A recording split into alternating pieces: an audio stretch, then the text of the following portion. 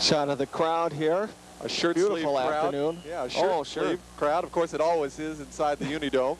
68 degrees, always very pleasant, no matter what it's like outside. And of course, it is a beautiful Saturday afternoon.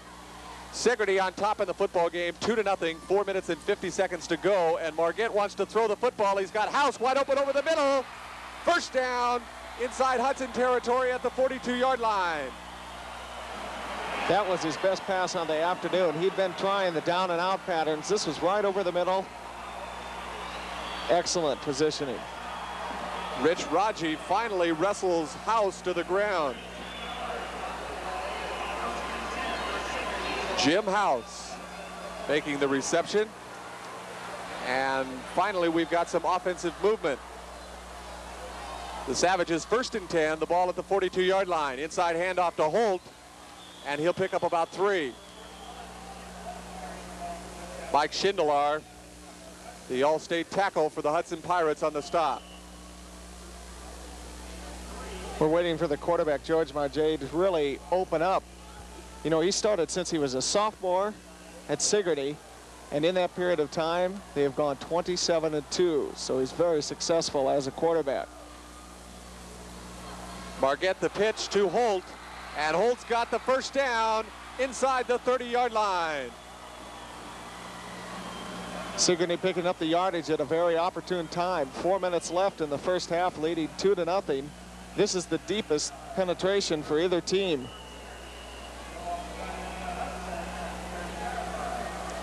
Another first down for the Sigourney Savages as they bring their potent offensive machine up to the line of scrimmage.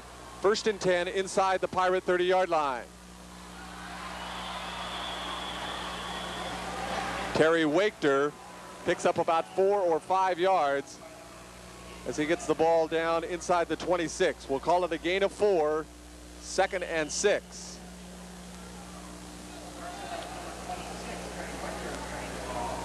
3 minutes and 25 seconds to go here in the first half. One of the Pirates hurries to get off the field. And Margette will keep the football after faking the option to Wachter. He'll pick up 2 to bring up a 3rd and 4 situation.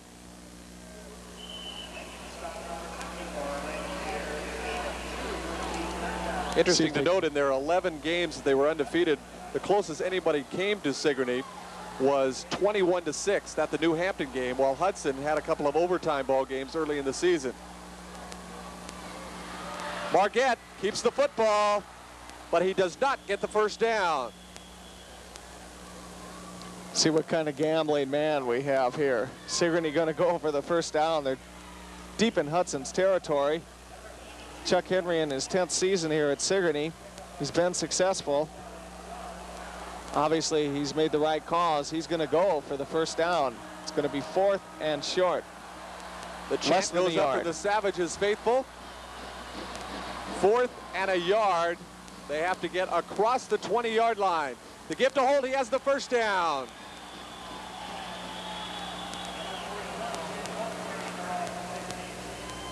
Tim Holt, 170-pound senior, picks up the first down for the Sigourney Savages. 4 more downs, working inside the 20-yard line. In fact, at the 19. 2 minutes left in the first half. Sigourney began the drive back on their own 30-yard line. Margette on the option to his cousin Jeff. Loss of yardage there. And Jeff unable to get anywhere. In fact, he loses about 3 or 4 yards. Back to the 22. It'll be a 2nd and 13. And there are our Pirate friends.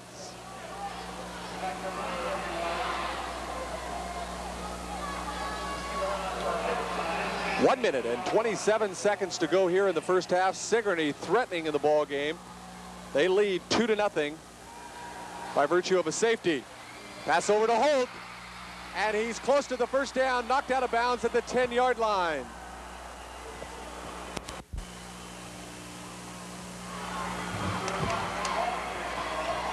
So gain of 12 will bring up a 3rd and 1.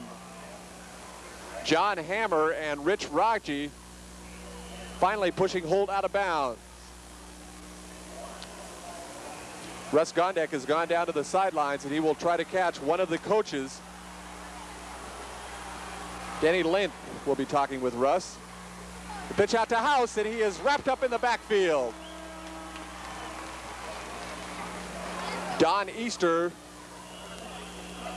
trying to make it the tackle. Timeout on the field with the score. Sigourney 2, Hudson nothing. We'll be back in just a moment.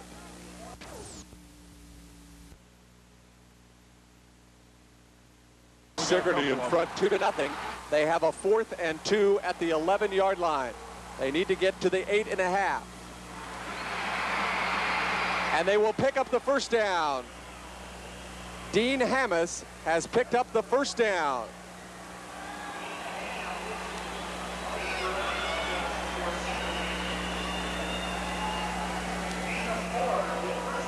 There's a timeout on the field with the score Sigourney 2, Hudson nothing. We'll be back in just a moment.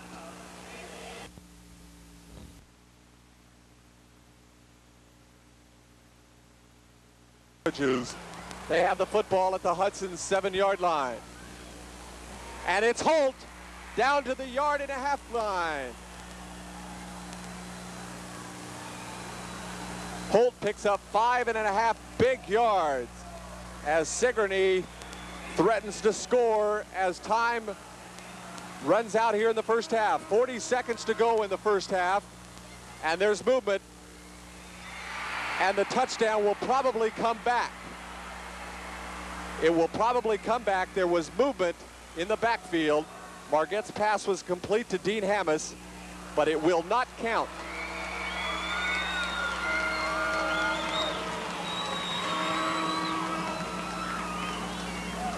So penalties continue to plague both teams, and this team, this time very much worked to the disadvantage of the Sigourney Savages. Marquette back 5 yards, put it on the 6.5-yard line, where it will be 2nd and goal. 34 seconds to go in the first half. Sigourney on top 2-0. Marquette wants to throw the football. He's got Hammes, incomplete.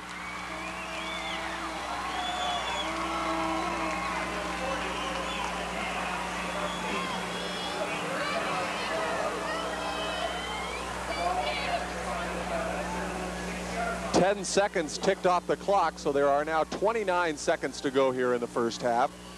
3rd and goal, the ball just outside the 6-yard line.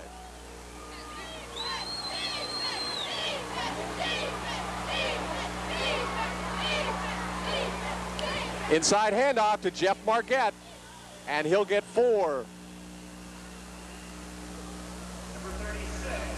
The Savages have called timeout to stop the clock with 23 seconds to go in the first half. And Marquette will go over to talk it over with his coach, Chuck Henry. Randy Beard in there to make the stop to save the touchdown for the Hudson Pirates.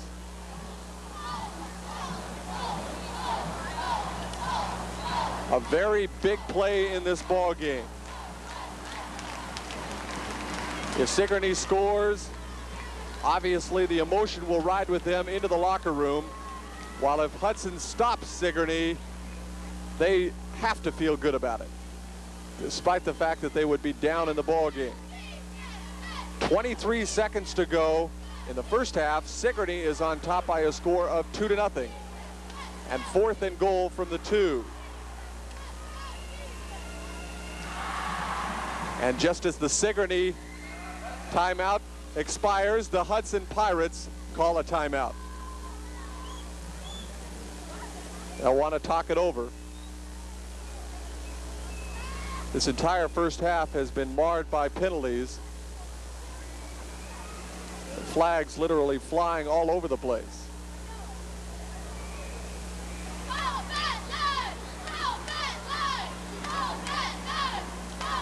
Setting the men again on Hudson Pirate defense, who will be trying to stop this 4th and 2 situation. Dave Church, Mike Schindler, Jeff Wilson, Ken Buns, and Brad Miller are there on the line. John Hammer, Dwayne Nealons at the linebacker slot. Cornerbacks Ken Murray and Rich Raji. And the safeties are Ken Murray and Nick Evans.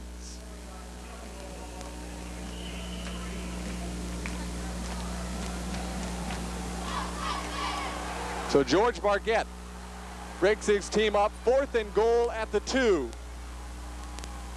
The pitch to Holt, and he will not get in. The Pirates have stopped the Savages' drive at the 1-yard line.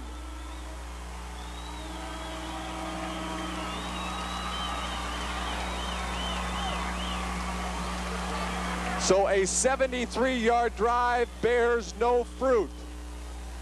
And Hudson will get the ball for perhaps one play, and their coach is telling them not to take that play. Less than 8 seconds to go. Ken Murray takes the snap from center and falls down as the clock runs out at the end of the half. Some of the things that will be coming up at halftime, we will have an interview with Urbandale coach Denny Frericks, a preview of the 3A game. We will get a chance to take a look at the Algona High School marching band. I saw them before the game, and they are good. They are very good. Sigourney is on top in this ball game, 2-0. Russ Gondek is down on the field, and he is going to get an opportunity to talk with the Hudson Pirate coach, Denny Lentz. Take it away, Russ. Coach Denny Lentz of the Hudson Pirates, what a goal line stand there. The game's still 2-0. How do you feel about that? Well, I think that was a tremendous goal line stand, no question about that, and that might be the thing we need to get this thing turned around. We lost our quarterback early. It don't look like he's going to be back, and he's a leader for us. What we've got to do is establish some offense. We have just been completely stymied, and it's beyond me that we can't move the football because it's not anything that we haven't seen this year. We are just not executing, and in order for us to win the ball game, we got to start executing offensively. One quick observation. What about all the penalties this afternoon? We're playing tight, or lack of intensity is one of the two.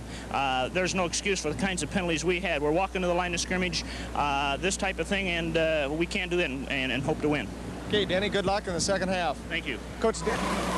College football score, Ohio State on top of Michigan, 12-7, in what could be the game for the Rose Bowl. But here in the 2A title game, the one that we're interested in, Sigourney on top of Hudson, 2-0. Many people felt that this would be an offensive display. In fact, it has been a penalty display.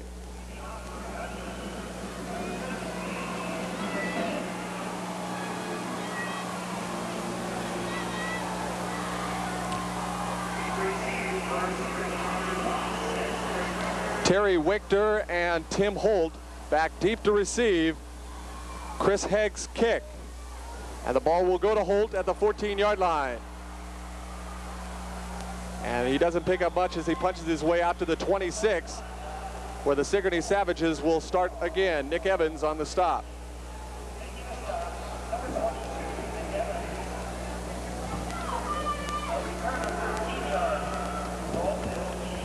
A return of 13 yards to the 26-yard line. And we'll see if any of the coaching strategy has worked here. The primary thing that we're interested in is stopping all these doggone penalties. 6 for both sides. The record is 8. Inside to Holt, and he doesn't get anywhere.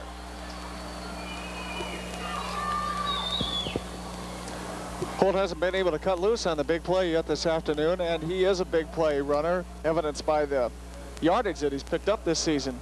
But neither team hasn't been able to mount much of an attack except for the closing minutes when Sigourney drove down to the 1-yard line and stopped by Hudson. 2nd down and 10. And Marquette will keep the ball, pitches to House, and a loss of about 3 or 4. So those potent offensive machines, Russ Gondek, aren't going anywhere. It's really confusing. Both teams are playoff seasoned. And of course, Hudson's played in the Dome before, so you can't chalk it up to being inexperienced as far as playing in this facility. The coaches were basically at a loss to explain the penalties. Very confusing. And that's what's been slowing up the game and slowing the teams. It's hard to see why that happens. A lot of times it happens because you're tired. You can understand that.